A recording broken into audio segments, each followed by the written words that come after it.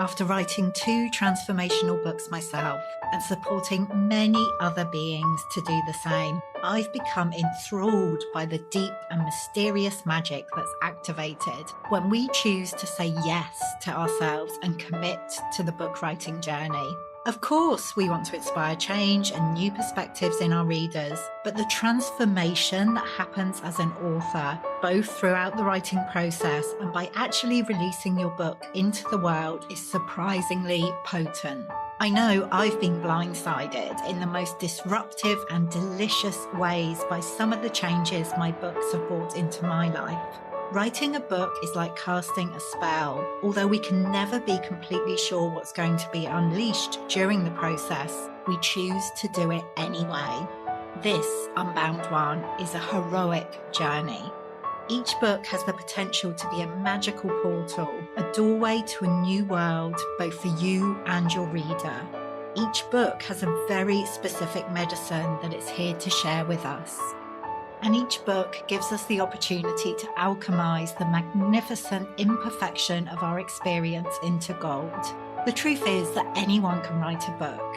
We could all get a few thousand words down and put them together. But what fascinates me is what happens when we allow the book writing process to go deeper. When we say, fuck it, get naked and dive way down beneath the surface. Letting go of the shoulds and any need to be acceptable, sensible, or approved of. What fascinates me is what happens when we make ourselves fully available to being transformed by the very act of writing a book. This is Unbound Writing, and this is the process we'll be exploring together here in the Unbound Writers Club. I'm Nicola, author and founder of the Unbound Press, and I help magical beings to write the transformational book they're really here to write at this time. I'm your guide here in the Unbound Writers Club, and the aim of this podcast is to help you to feel supported, encouraged, activated as you embark on your book writing journey. Whether you're a first-time author or have many books out in the world, my hope is that you will find something here to inspire you. Let's dive in.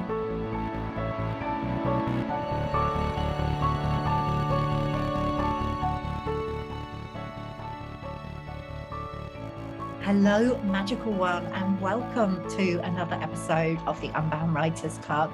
Today, we have an episode where we're sharing our recent Unbound Women author discussions. So these happen once a month.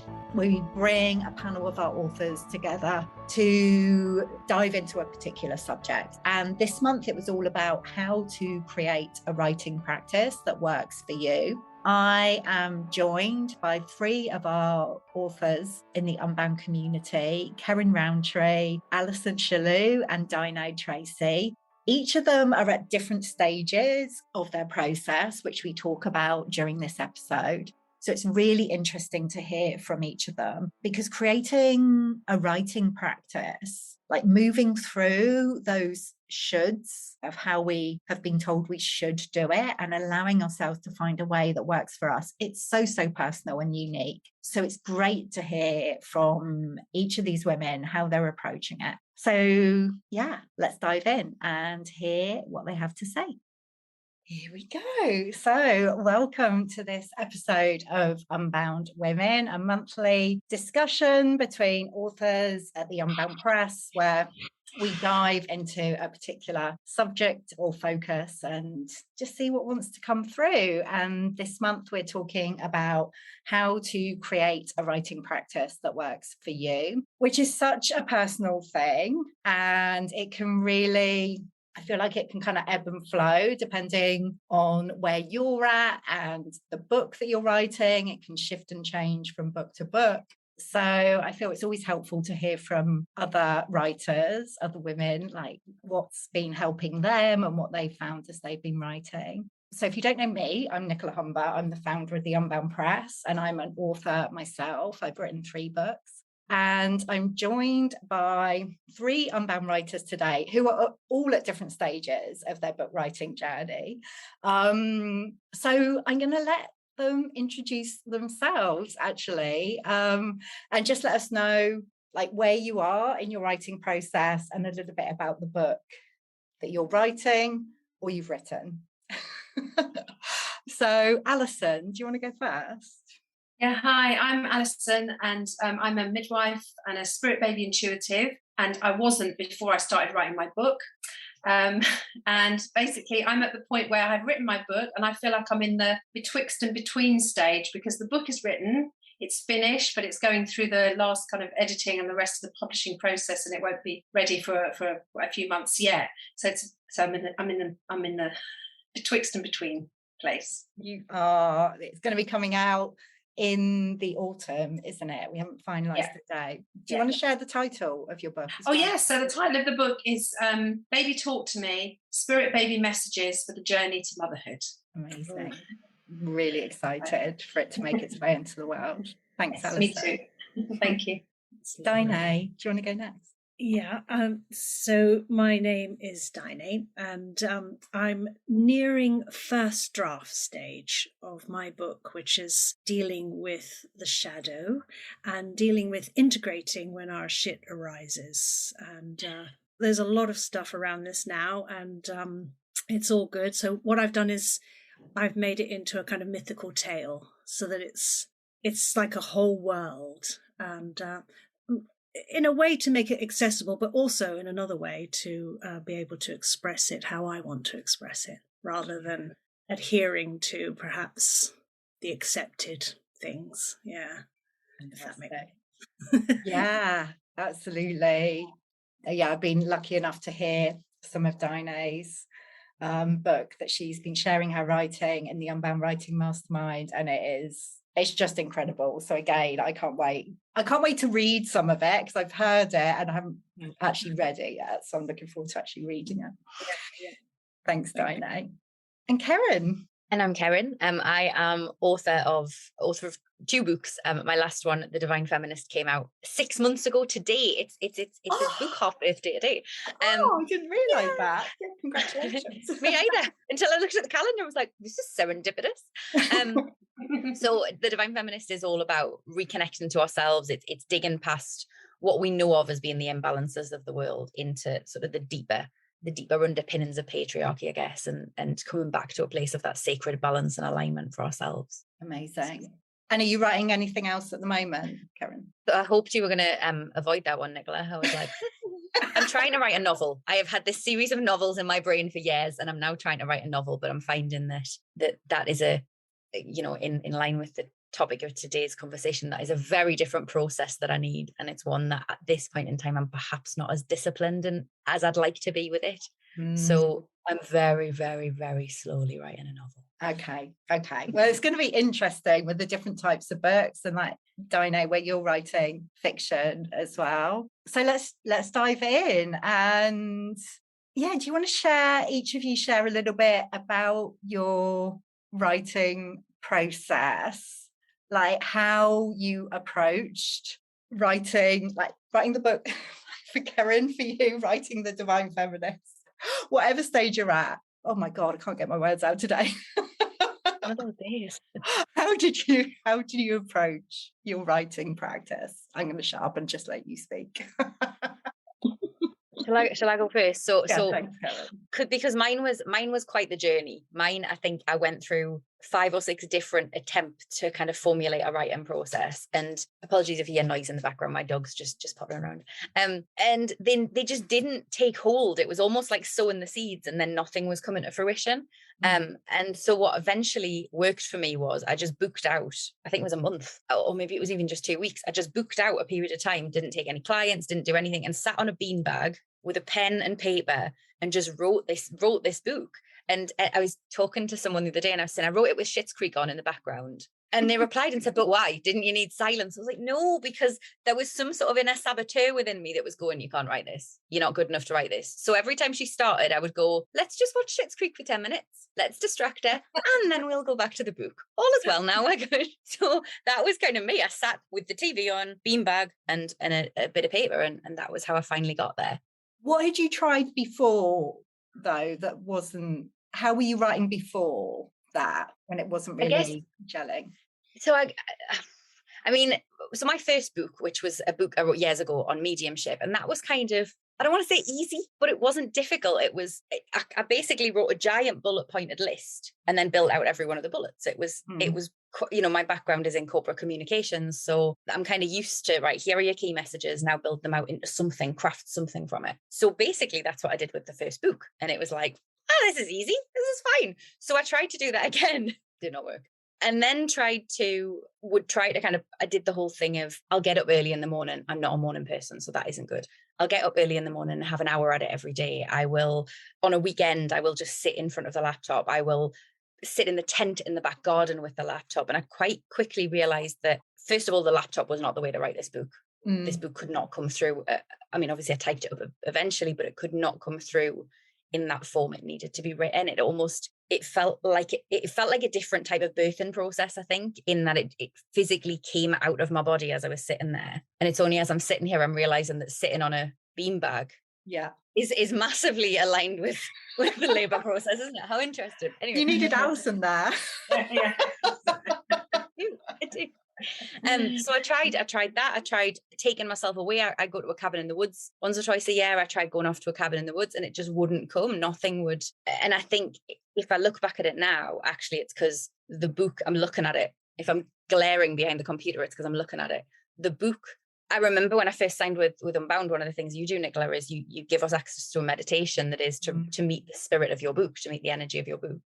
And I remember meeting her and going, whoa, she's powerful. No wonder I can't just juggle her into an hour a day. No wonder I can't just fit her around everything else. Like, she demands attention because this book is a sheer force. And so I kept trying to coax her into my life to be like, oh, you can fit in here. Oh, you can fit there. And she was just like, no, this will not work, until everything else stopped other than Schitt's Creek. And I just had to sit and focus on her and let her take the wheel. So interesting. Yeah. I think it's helpful to hear what didn't work as well, like as it is to hear about what really did work. Thanks, Ceryn. Who'd like to go next? Yeah, Shall I go next? Yeah. Oh gosh, honestly, I think I could write a book on how not to write a book. Maybe we should do that. Well, first, it wasn't the book I started writing. I started writing a book, very sensible book about breastfeeding. And then I would get into a bit of a meditative state, just like quiet. I'd get into my heart space. And it was just a channel writing, if you like. It was automatic writing. And then I'd go back to it and read it and think, this isn't a book about breastfeeding, is it? So then I just thought, all right, do you know what? I'm just going to trust this. So and actually the first part, which was the channeled messages really from the spirit babies, was an easy part. But it was like, I'm a midwife. I cannot take spirit baby messages to the world. They think I'm crazy. So then I thought, okay, I have to put a bit of my experience then as a midwife. And that sort of began to slow me up a bit more then. And then I was thinking, right, okay, I think that's finished. And then it was like, I don't think people are going to believe what I've written. So then I went on this journey of research, of trying to research lots of the things that were written in the book. So if someone had said to me, you're going to be writing a book which is fully channeled from the baby spirit realm and it's fully referenced, I just wouldn't have done it. So it's like it was given to me in parts, but the part where I had to write about, my own experience as a midwife and bringing all that together, and then bringing the research together, that was really tough. And there were moments of I just can't do this. It's just too hard. Why was it so easy? Now it's so hard. And the things that I would say to people is, just keep writing. Just don't worry about what it's going to come out like. Just keep writing, and eventually it will come together, which is exactly what happened for me. And towards the end, I was really procrastinating, because the worst bit is the reading it so many times over and over and over and over. And every time you look at it, you think, I've read that and there's a mistake. And then I actually asked somebody to help me with some energy work, because I was really procrastinating. And I had worked through a lot of fears about this book. This was not the book I was writing. And suddenly I was really going to be exposing myself as a midwife. I've turned the belief of, I can't possibly do this, they'll strike me off, this is a terrible thing for a midwife to bring out, it's irresponsible. And I've turned it on its head to, well, actually, what if it needs to be a midwife, for it to be taken seriously? Okay. So I've completely turned it on its head. But It's been a lot of work. So the writing practice was very bitty. You know, weeks I'd write, weeks I wouldn't write for. Then 4 months would go by, but I was really beating myself up. Come on, you should be writing this book. So then I just thought, I just have to when I feel like writing, I write. And when I don't feel like writing, I don't write. And I had to take the pressure off and just think it will come when it's ready. But the procrastination at the end was really tough. And then I worked with somebody who said, what about if you just do 20 minutes a day?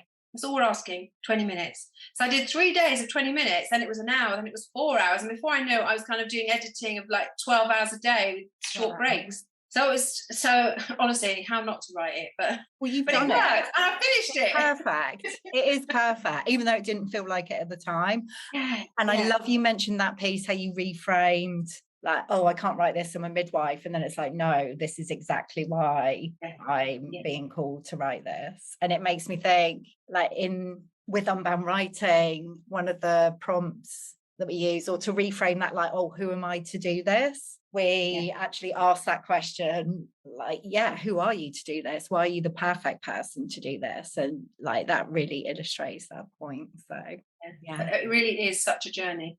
Oh my God, yeah. Thanks, Alison. Dainei, quite the journey. Quite the journey. I'm totally resonating with that. So first of all, I was writing a completely different book, samskaras, which is yogic speak for entanglements and blockages and things of your prana. And but what happened was, and the saboteur was, which I always knew because I used to write poetry or kind of like little short pieces all through my life. So I've got lots and lots of old journals and things like that. So I knew that I could get away with so much, but then it was like committing to this these bigger chunks and of committing to really speaking. And then so the saboteur came in big time, and I literally was like a battle. And it was weird because one of the samskaras that I was going to write about became the totality of this thing that I've ended up writing about. So it's like the biggest one, kind of, and so it has been a bit of a battle, but I'm winning because now, so I was writing in small bits, and then as you said, Alison, like sometimes 2 or 3 weeks, and it'd be like, no, there's almost like a force field around it, and I couldn't also walk away either. I couldn't say, oh well, it's not for me or anything like that. There was this literal, like magnetism, and but gradually that's at the center. And I'm really speaking. And even some of the things that I wrote in the beginning, I thought I probably won't put that in, but I just need to write it. And I'm thinking, I'm bloody well putting that in. And you know what I mean? It's like really, it's just the whole thing has evolved, and it's made me very happy because now I'm flowing. And but it has taken a couple of years. It doesn't have to be like that for everybody, but that's my particular thing. And I suppose as far as a writing practice is, because I've allowed it to be the center, I'm now no longer worried about exact amounts of time that I'm doing it. I know that I'm in right relationship with it now, rather than it. I love that. So as the book has shifted, and like Ceryn, you spoke to this, but I'm interested, like Alison and Dainei, as your book has shifted from what you thought it was at the beginning to what it became or what it's becoming, has like the way you write, has that changed as well? Like I know you spoke about like the little chunks and maybe it's expanded, but has it shifted from I don't know, even things like writing by hand to typing or vice versa? Like have there been any shifts there as the book has changed or not? Well, towards the end, I started to do more on the computer. So initially I did a lot of writing. I couldn't do it. It was just like Ceryn said about it just wouldn't come through. It had to be a pen and paper because that's how it flowed out. It doesn't flow in the same way at the computer. But when I was doing finishing it up and doing the research parts, that was actually easier to do on the computer, moving the words around, and that was easier. But it was the automatic write. It's like that's how it had to flow out, that part. So even when you thought it was a book about breastfeeding, you were writing by hand. And then that's how it just started to come. Yeah, that's how it came through. And then by the end, when I was bringing it all together, there was more doing it straight onto the computer, because also I thought, gosh, you're writing it by hand, then you're putting it all, it's a lot of work. I mean, I really, all credit to anyone who writes a book. I mean, it's really quite a lot of your life is taken up. So, and I had totally underestimated how that would be to write a book. Yeah, right. Good luck. A friend of mine finished. A friend of mine finished writing and submitted her book last week, and she sent me a message, and I can't remember the exact words, but it was something along the lines of, trying to craft genius to a deadline and within a word count is very, very difficult, and I don't really know how I've managed it. And I just thought, I read it and thought, it's so true, isn't it? Because we have this idea of what a book should be, whatever our book is going to be. We also have this overarching idea of what a book will be. And you read, I'm sure, all of us are probably to some extent voracious readers, which is why we write. Yeah. And so you thought, there's a part of you who's like, this will be easy. It's just putting one word after the other. It'll be fine. It's not. And that, I don't say that to put anybody off, because it is the most rewarding thing I think I've ever done. But, and I'll do it again, and we'll all do it again, I'm sure. But it's not as easy as one word after the next, that's for sure. No. Well, I feel it can be, like you said with your first book, Ceryn, like when they're doing it, it's quite straight, it's just like, I'm going to share this information, and you can just write something and put it out there. It's when we're writing something that really comes from that unbound place, like from our soul, like from, it's that like true essence of what we're meant to be sharing.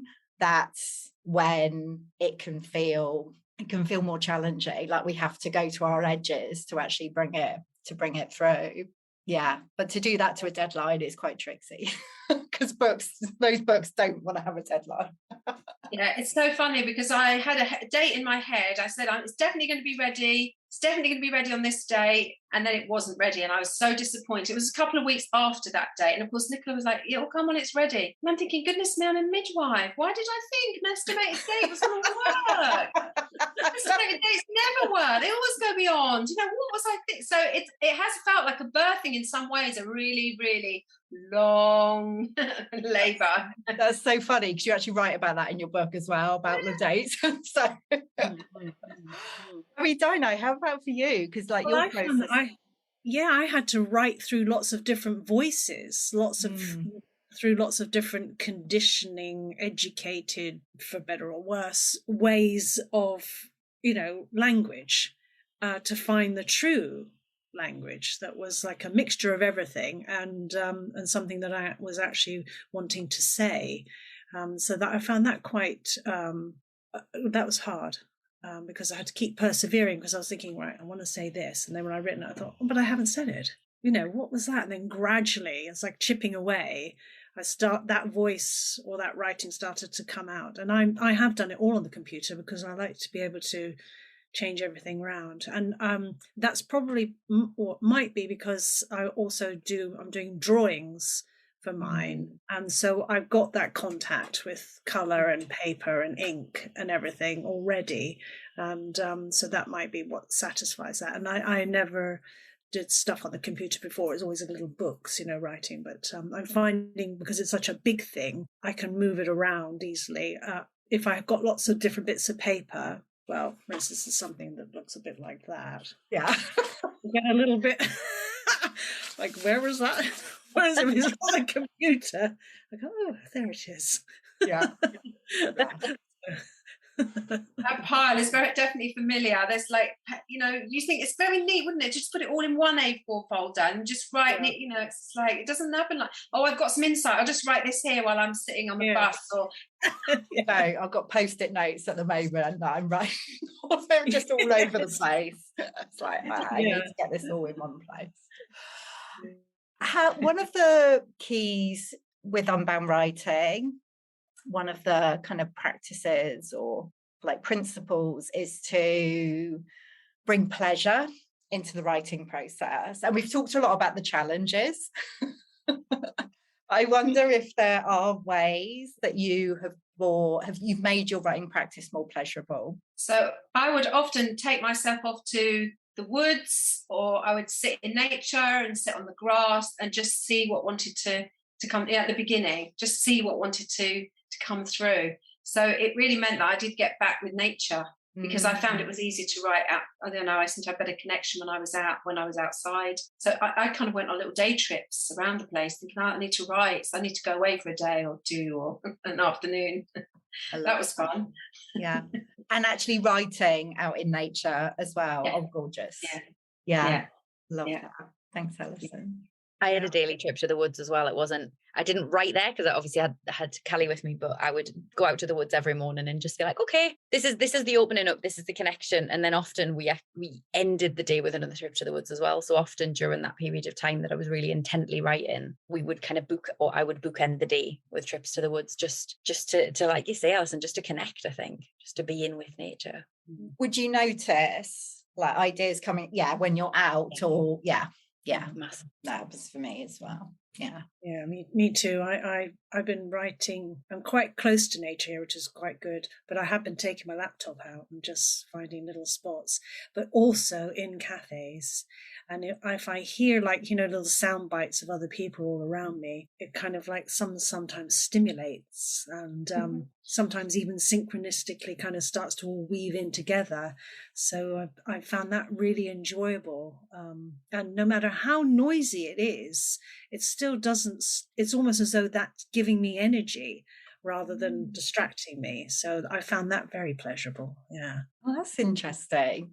Yeah. Because I kind of feel like I need silence when I'm writing. I don't even have music on. But I will like always kind of go out in nature and go for a walk like before writing if I can. But then there have been times when I've been writing in cafes, and I guess it does kind of spark off a different quality when you're in that environment. So interesting. Yeah.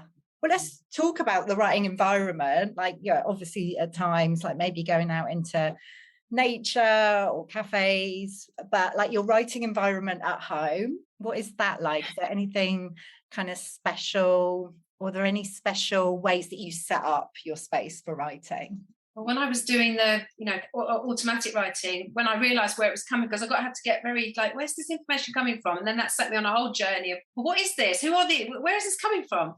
And so by the end, I would light a little candle, and I would have a little unicorn, because that's how I sort of identified. It felt like the magic of what was coming out on the page. So I would do that each time. And it was quite a mess around me, so I'd have to clear it a bit beforehand. But often it was towards the end, it was, there was lots, when I was finishing up, there were lots of activity in the house, which was a bit off-putting at times. But so I used to light the candle, and just I don't know, it kind of centered me a little bit as well when I was writing at home. Love that. But it wasn't a specific room or anything. I was kind of in the hub of the house. Which is maybe why there was some delays, because it's like, will you lot just be quiet and let me do this? But this is the thing, isn't it? Like, how often do we get like that what we would think is like the perfect writing conditions, where there's nothing going on in our lives, like we've got a whole place to ourselves. It just doesn't happen. So we just have to kind of find the best way with what we have, which it sounds like you absolutely did, Alison. And I mean, I live on my own, so I do have that I don't have that distraction. And to be honest, I think I would have relished having more noise around. There were times when I would quite often pack up and go to my mum and dad's, because I'd just be like, I just need somebody, I just need something around, so it's not just me, Callie, and this book. But I used to I echo the candle piece. I used to have a particular candle that I burned every time I sat down to write, and I think I finished it around Christmas time. So the book came out in November and I finished it around Christmas time, so that felt quite powerful. And there's a particular album on Spotify that I would listen to as I was kind of getting myself ready, that's all sort of light language and crystal balls and things, and I would just have the music, the candle, kind of sit down and center for a few minutes and just get in that space of connection, and then go.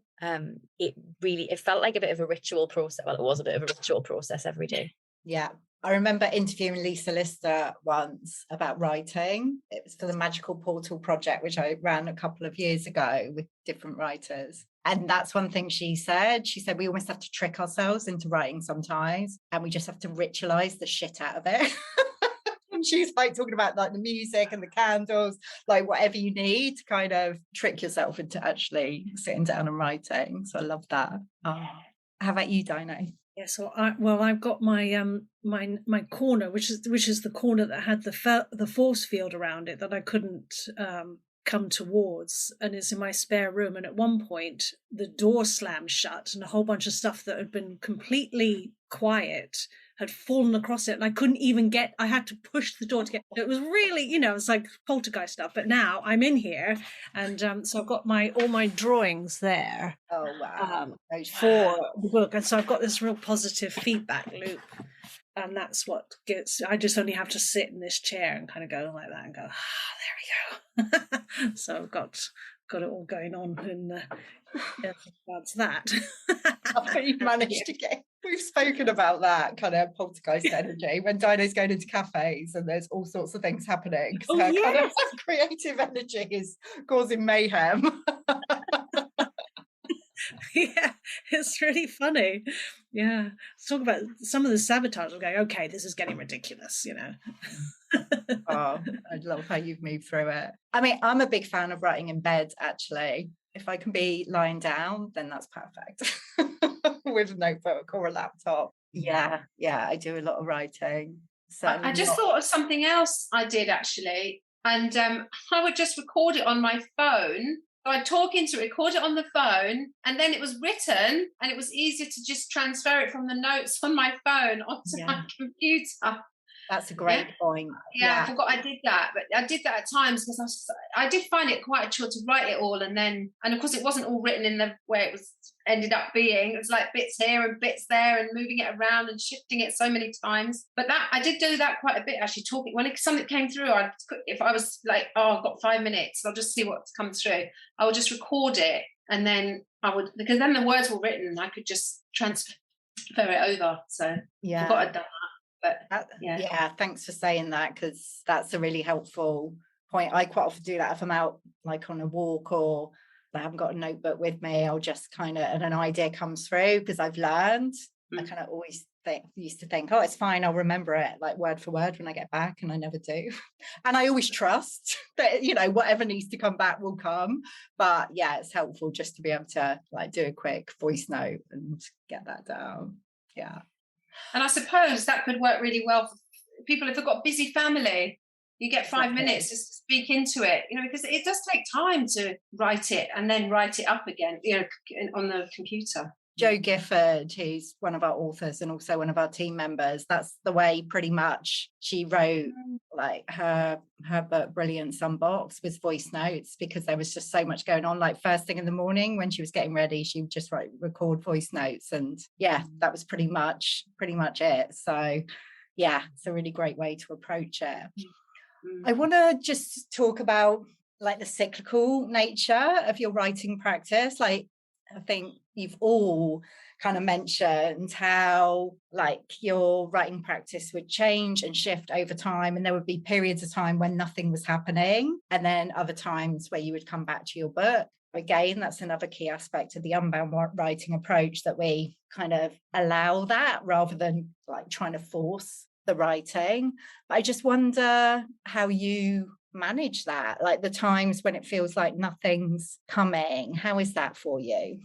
Well, it can be incredibly frustrating, really frustrating. I've put the time aside for this and nothing's coming, or it's not blowing, or there were times I just thought, oh, why am I doing this? Why? This is really hard. This is like the hardest thing I've ever done. And then I'd have to just walk away, and then it would, and then maybe an hour later you try again and something would come. So it was trusting it, really, I think. And for me, it definitely was. It felt like, 3 months on, 3 months off. There were times it was, the cycles were as big as that. I can't be bothered. I don't want to. I can't be bothered, sort of thing. I think trust is such a key piece. Yeah. And like probably the hardest piece of the whole process. Yeah. And that feeling of not being able to control it, which is always the difficult thing, isn't it? And I couldn't see the end. It's like, will this ever end? How much more do I have to put into this? Will it ever end? Yeah. And then eventually it does end. Exactly. You're proof of it. Yeah. It does end. You've got that proof. And it's a lovely feeling when you're finished. Yeah. Exactly. Thanks, Alison. So I in the beginning, I was struggling with my cycles a lot. So when I would have a creative sort of surge, I quite often couldn't do anything at all. And so that was very frustrating. And I'd be in a battle, and in about cycles went round. It was almost though each time something softened, and now that's, I'm past that now, and that allows me now to trust when it's quiet, because then I know it's brewing or incubating, so that's good now, because I'm no longer in the battleground of initiating this whole process. So helpful to hear like each of you speaking about it as well, because I think it helps to build that sense of trust for anyone like listening or watching. It's like, oh, okay, like this is a normal part of the process. Yeah. How about you, Ceryn? I think it's, for me, it's one to an extent I think I still struggle with. I've actually realized recently that I've stopped tracking when writing flows easily, whether that be for a book, whether that be for a blog post, whatever it is, compared to when it doesn't. And actually that for me is so helpful throughout the year, throughout the month, because there are such clear patterns, and it's such a mine of, I have found it for me, such a mine of information to keep on top of that, to track that, so that I know when to, as you said, Alison, when to just kind of go, yeah, not today. Today is not the day. Today is a day that I will go and do something else, or whatever it may be. It's just that kind of stepping back on the days that, no, it's not going to work today, and then really leaning in on the days that it is, and almost kind of hunkering down and going, right, let's go. We've got 12 hours. We can just, the flow is going to be there. Let's go with it. It's still, and I'm saying this, I think this is perhaps why I put my hand up to be involved with this unknowingly, that I think this is something I need to remember right now. It's something I always need to remember, that's the way I work. I would argue to some extent or another, that's the way we all work. We've just been told that we don't.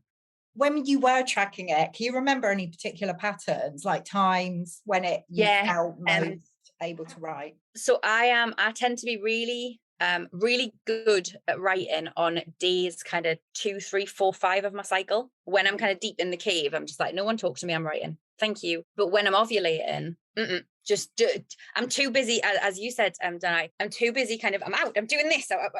The creative energy is too much, and I can't pin it down to actually write it. It's almost like I'm trying to catch it. And then, but through the year as well, I always remember Lisa Lister talking about how, her writing process was always winter. She would go into a cave in winter and write a book.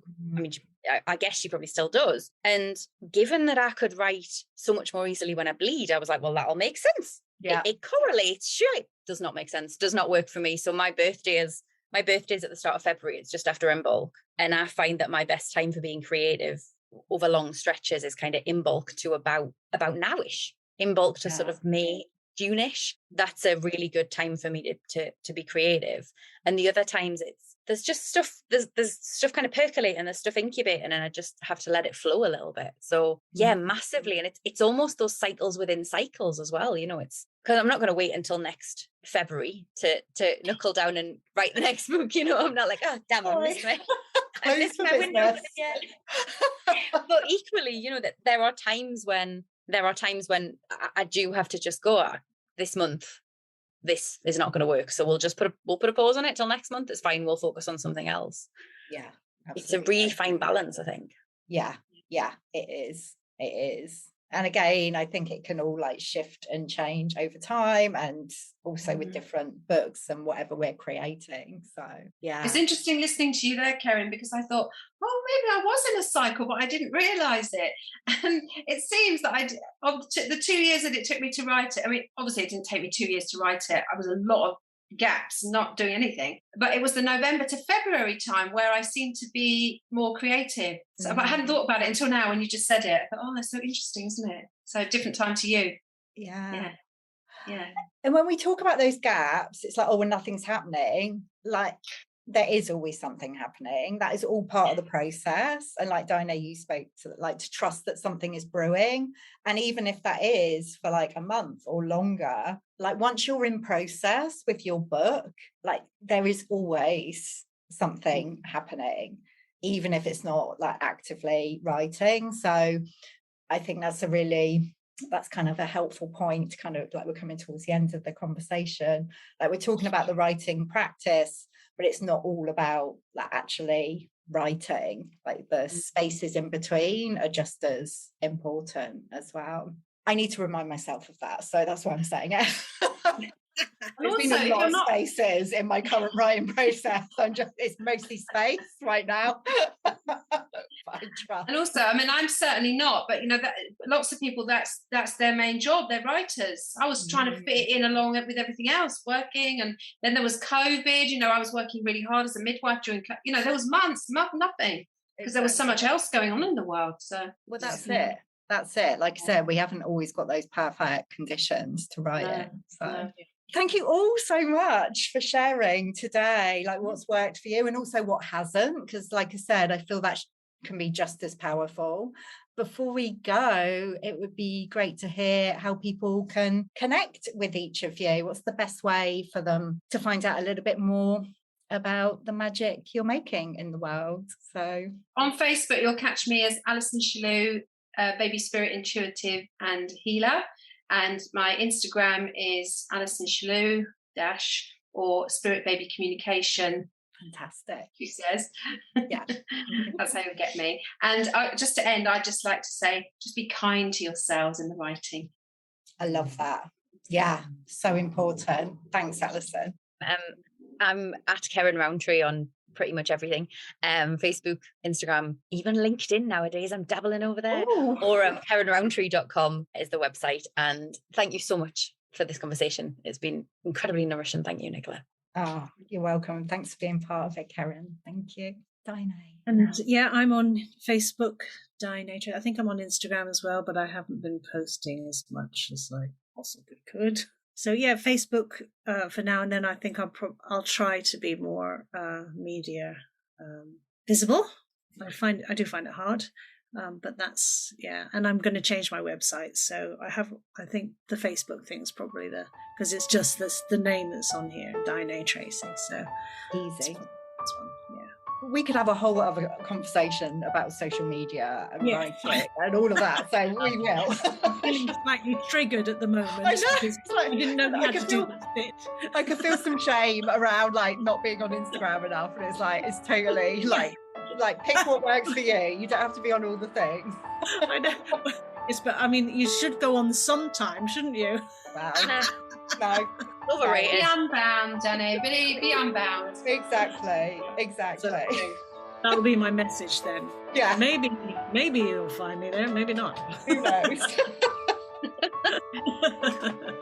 Oh, amazing. Well, thank you all so much. I've loved having this conversation. And for those watching or listening, we'd love to hear from you, kind of what the conversation sparked off for you. And if you've got any questions about creating a writing practice that feels good for you, that kind of enables you to write your book, please do share them below this episode. But we'll see you again soon for another episode of Unbound Women. Thanks everyone. Thank you.